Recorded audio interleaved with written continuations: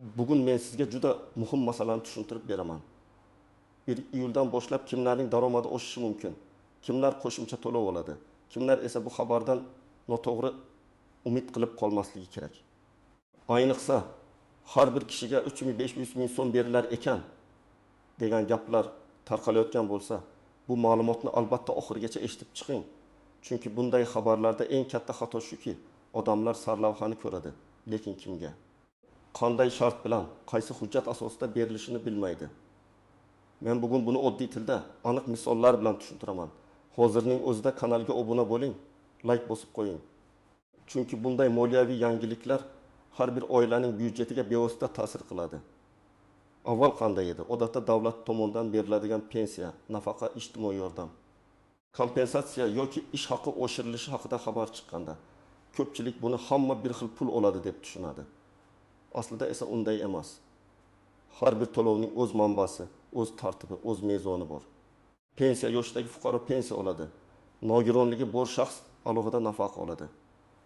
Kam ta'minlangan oila bolalar puli yoki moddiy yordam olishi mumkin. Budjet tashkilotida ishlayotgan xodim esa ish haqi oshishidan manfaat ko'radi. Demak, 3.500 ming so'm degan raqam hammaga avtomatik tushadigan pul degani emas. Endi nima o'zgaryapti? 1 iyul sanasi odatda ko'plab yangi tartiblar kuchga kiradigan davr bo'ladi.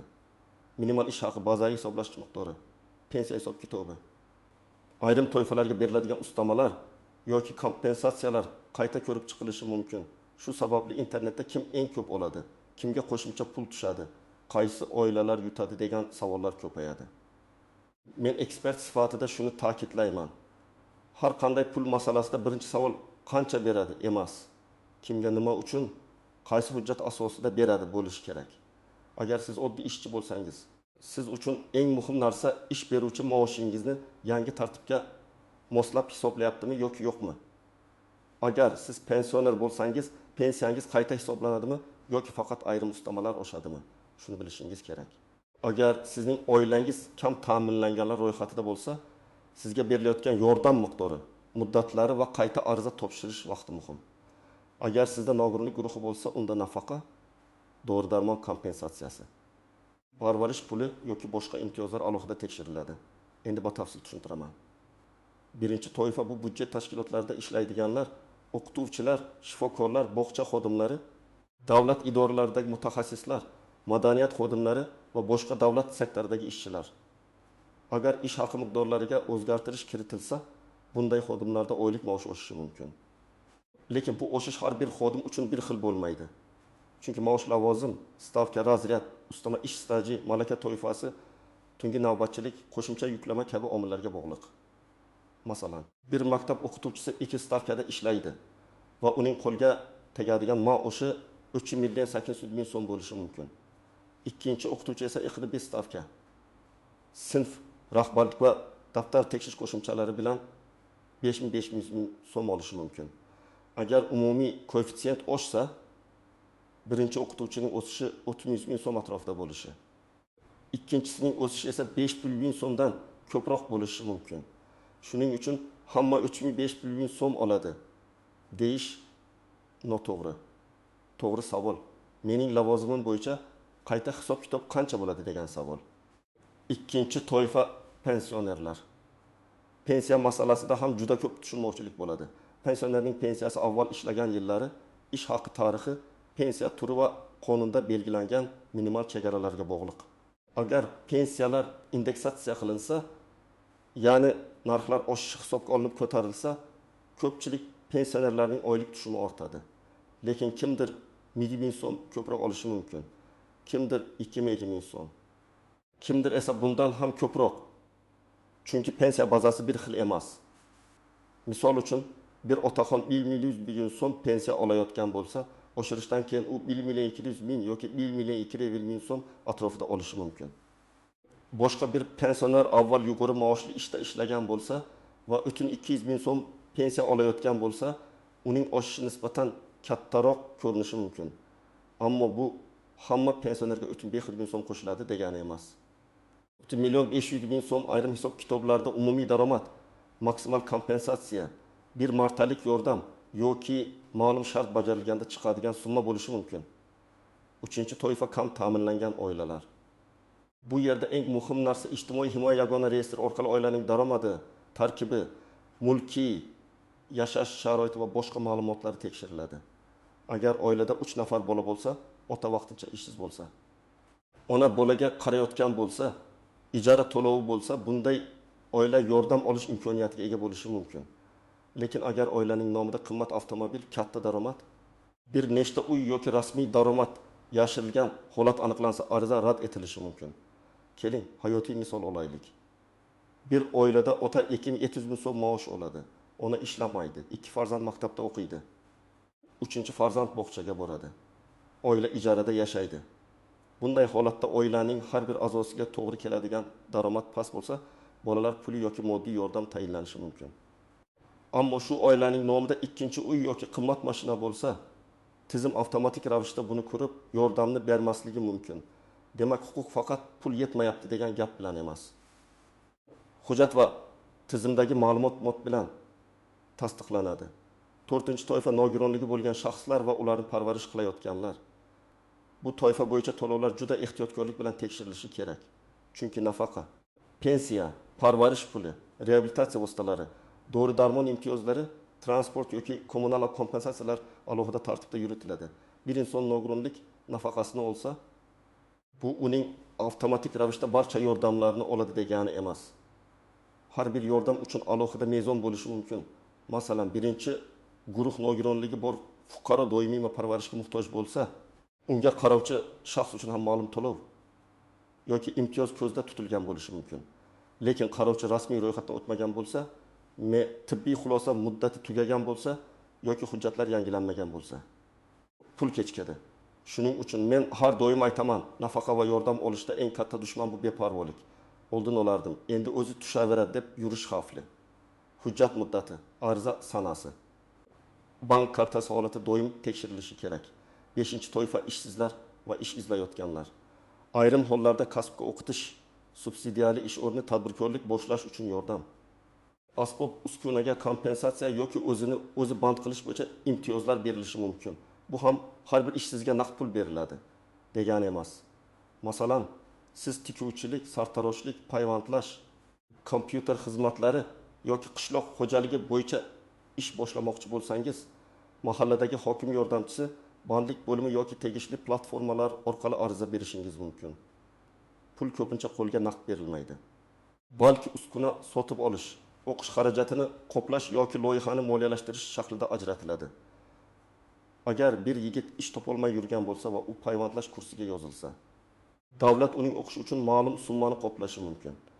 Keyin u sertifikat olib, ustaxonaga ishga kiradi yoki o'zini o'zi band qiladi.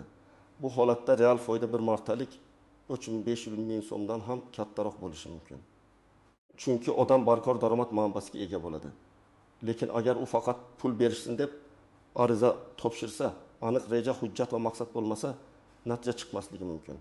Endi eng muhim istisnolar va ko'pchilik e'tibor bermaydigan nozik jihatlarga o'tamiz. Birinchi nozik jihat, to'lovlar avtomatik bo'lishi ham mumkin. Ariza asosida bo'lishi ham mumkin. Masalan, pensiya indeksatsiyasi avtomatik qayta hisoblanishi mumkin, lekin bolalar puli, moddiy yordam, subsidiya yoki kompensatsiya ko'pincha ariza talab qiladi. Odamlar televizorda aytishdi. Demak, pul o'zi tushadi deb kutib o'tiradi. 1 oy o'tadi, 2 oy o'tadi, pul tushmaydi. Keyin ma'lum bo'ladiki, ariza topshirish kerak bo'lgan hujjat yetishmagan yoki ro'yxatga kiritilmagan. Ikkinchi nozik jihat. 3.500.000 so'm degan raqam turli ma'noda ishlatilishi mumkin. Bu bir martalik to'lov bo'lishi mumkin, bir oylik maksimal yordam bo'lishi mumkin. Umumiy hisoblangan paket bo'lishi mumkin yoki ma'lum toifadagi fuqaroga beriladigan kompensatsiyaning yuqori chegarasi bo'lishi mumkin. Shuning uchun men sizga maslahat beraman. Sarlavhaga emas, rasmiy matnga qarang. Agar xabarda har bir kishiga deyilsa, lekin hujjatda ma'lum toifadagi fuqarolarga deb yozilgan bo'lsa, bu butunlay boshqa narsa. 3-nozik jihat, rasmiy daromad va norasmiy daromad farqi. Ko'p odamlar rasmiy ishlamaydi, lekin daromad topadi. Keyin ijtimoiy yordamga ariza berganda tizim ayrim ma'lumotlarni ko'radi. Plastik kartadagi aylanmalar, mulk, avtomobil, soliq ma'lumotlari, o'zini o'zi band qilganlik holati.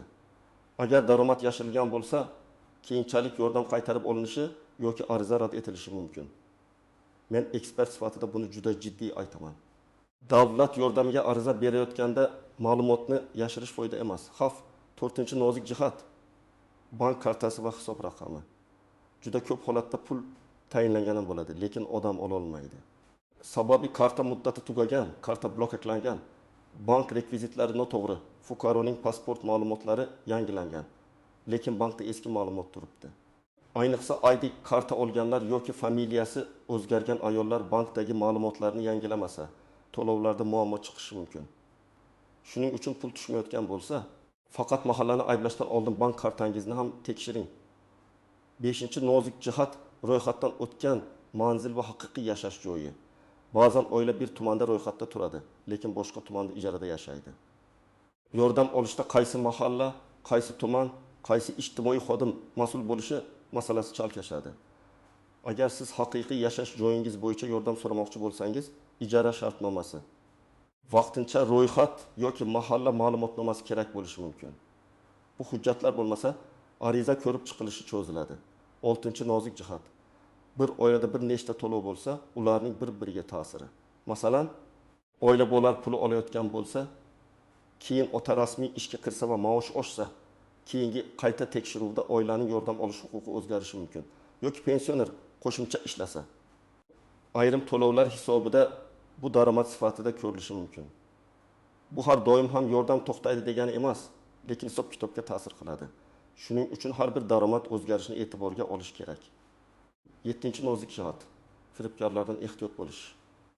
Pul, nafaqa, subsidiya haqida xabar chiqqanda firibgarlar ham faollashadi. Kartangiz raqamini bering, pul tushirib beramiz. SMS kodini ayting, arizangizni tasdiqlaymiz. Oldindan 100.000 so'm to'lasangiz 3.500 ming so'm chiqarib beramiz degan gaplarga aslo ishonmang. Davlat to'lovlari uchun SMS kod, bank paroli, karta PIN kodi so'ralmaydi. Ariza topshirish rasmiy idora, yagona portal, mahalla, bank yoki vakolatli tashkilot orqali amalga oshiriladi. Agar kimdir sizdan kod so'rasa, bilingki, bu yordam emas, firibgarlik bo'lishi mumkin. Endi siz aniq nima qilishingiz kerak? Birinchi qadam. O'zingiz qaysi toifaga kirishingizni aniqlang. Siz pensionermisiz, budjet xodimimisiz, nogironligi bo'lgan shaxsmisiz, kam ta'minlangan oilamisiz, ishsizmisiz yoki subsidiyaga da'vogarmisiz? Toifa aniq bo'lmasa, huquq ham aniq bo'lmaydi. Men ko'p ko'rganman. Odam bir vaqtning o'zida ham bolalar puli, ham tadbirkorlik subsidiyasi, ham kommunal kompensatsiya haqida so'raydi, lekin o'zining asosiy maqomini bilmaydi. Avval maqomni aniqlang. Ikkinchi qadam, rasmiy manbani tekshiring. Prezident farmoni, hukumat qarori, vazirlik xabari, pensiya jamg'armasi, ijtimoiy himoya milliy agentligi, bandlik vazirligi, davlat xizmatlari markazi yoki my.gov uz kabi manbalardan ma'lumot oling. Telegramdagi noma'lum kanal yoki qo'shnining gapi asosida qaror qilmang. Agar rasmiy hujjatda sanad, toifa, summa va tartib ko'rsatilgan bo'lsa, shundan keyingina harakat qiling. 3-qadam, hujjatlarni tayyorlang. Odatda pasport yoki ID karta, bolalarning tug'ilganlik guvohnomasi, nikoh guvohnomasi, daromad ma'lumotlari, bank kartasi rekvizitlari, tibbiy xulosa, nogironlik hujjati, ijara shartnomasi, mehnat daftarchasi yoki elektron mehnat ma'lumotlari kerak bo'lishi mumkin. Har bir yordam turi uchun ro'yxat boshqacha bo'ladi.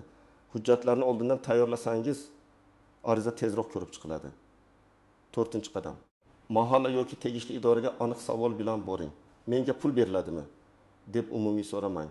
Buning o'rniga shunday deng: men 3 farzandli oilaman. Oilamizning oylik daromadi shuncha. Ijarada yashaymiz. Bolalar puli yoki moddiy yordamga ariza topshirsam bo'ladimi? Yoki men 2-guruh nogironiman. Tibbiy xulosamning muddati shuncha. Qaysi qo'shimcha imtiyozlardan foydalanishim mumkin? Savol qanchalik aniq bo'lsa, javob ham shunchalik foydali bo'ladi. 5-qadam, ariza raqami va sanasini yozib oling. Ko'p odam ariza topshiradi, lekin keyin qachon topshirganini, kim qabul qilganini, ariza raqami nima ekanini bilmaydi. Agar muammo chiqsa, isbotlash qiyin bo'ladi. Shuning uchun ariza topshirgan kuni telefoningizga suratga oling. SMS xabarni saqlang. Elektron kabinetdan skrinshot qiling. Bu oddiy odat keyinchalik ko'p asabni saqlaydi. 6-qadam, bank kartangizni tekshiring. Karta muddati tugamaganmi, bloklanmaganmi, telefon raqamingiz bankda to'g'ri ulanganmi, pasport ma'lumotlari yangilanganmi? Shularni bilib oling. Agar siz ijtimoiy to'lovni boshqa karta orqali olmoqchi bo'lsangiz, rekvizitlarni to'g'ri kiriting. Bir dona raqam xato bo'lsa ham to'lov qaytib ketishi yoki kechikishi mumkin. 7-qadam, agar rad javobi kelsa, sababini yozma ravishda so'rang. Sizga tegmaydi degan og'zaki javob yetarli emas. Rad etish sababi aniq bo'lishi kerak. Daromad yuqori, hujjat yetishmaydi. Mulk mezoni mos emas, tibbiy xulosa muddati tugagan. Ariza noto'g'ri to'ldirilgan yoki boshqa sabab. Sababni bilsangiz, uni tuzatish imkoniyati bor. Masalan, hujjat yetishmasa to'ldirasiz. Ma'lumot xato bo'lsa yangilaysiz. Haqiqatan ham huquq bo'lmasa, vaqtni behuda sarflamaysiz. 8-qadam. Oilaviy byudjetni qayta hisoblang. Agar bir yildan daromadingiz oshsa, darhol hammasini sarflab yubormang. Avval qarzlar, kommunal to'lovlar, oziq-ovqat, dori-darmon, bolalar xarajatlari. Ijara va zaxira pulni ajrating. Men har doim shuni maslahat beraman. Har qanday qo'shimcha pulning kamida bir qismini favqulodda holat uchun saqlang. Chunki bugun tushgan qo'shimcha mablag' ertaga katta muammoning oldini olishi mumkin. Kim xavotir olishi kerak? Hujjat muddati tugaganlar, bank kartasi muammoli bo'lganlar, daromadida katta o'zgarish bo'lganlar.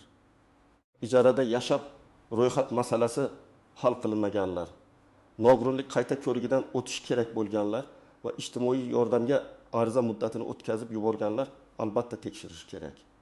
Kim unchalik xavotir olmasa ham bo'ladi. Agar sizning to'lovingiz avtomatik indeksatsiya qilinadigan bo'lsa, hujjatlaringiz joyida bo'lsa, bank hisobingiz faol bo'lsa va rasmiy maqomingiz o'zgarmagan bo'lsa, odatda tizim o'zi qayta hisoblaydi. Lekin baribir tekshirish zarar qilmaydi. Bugungi asosiy fikr shuki, iyuldan bo'ladigan har qanday oshirish yoki qo'shimcha to'lovni hammaga bir xil 500 ming so'm beriladi deb tushunmaslik kerak. Kim qancha olishi uning toifasi, hujjati, daromadi, ijtimoiy holati va rasmiy tartibga bog'liq. Eng ko'p foyda ko'radiganlar odatda huquqini biladigan, hujjatini vaqtida tayyorlaydigan, arizasini to'g'ri topshiradigan va rasmiy manbani tekshiradigan fuqarolardir. Men sizdan so'rayman, siz qaysi toifaga kirasiz? Iyuldan sizning daromadingiz oshadimi yoki hali aniqlik kerakmi? Fikringizni izohlarda yozib qoldiring. Boshqa tomoshabinlarga ham foydali bo'ladi. Agar video sizga kerakli ma'lumot bergan bo'lsa, albatta like bosing, yaqinlaringizga yuboring va kanalga obuna bo'ling. Chunki men bu kanalda pul, pensiya, nafaqa, ish haqi va ijtimoiy yordam bo'yicha eng muhim yangiliklarni oddiy tilda tushuntirib boraman.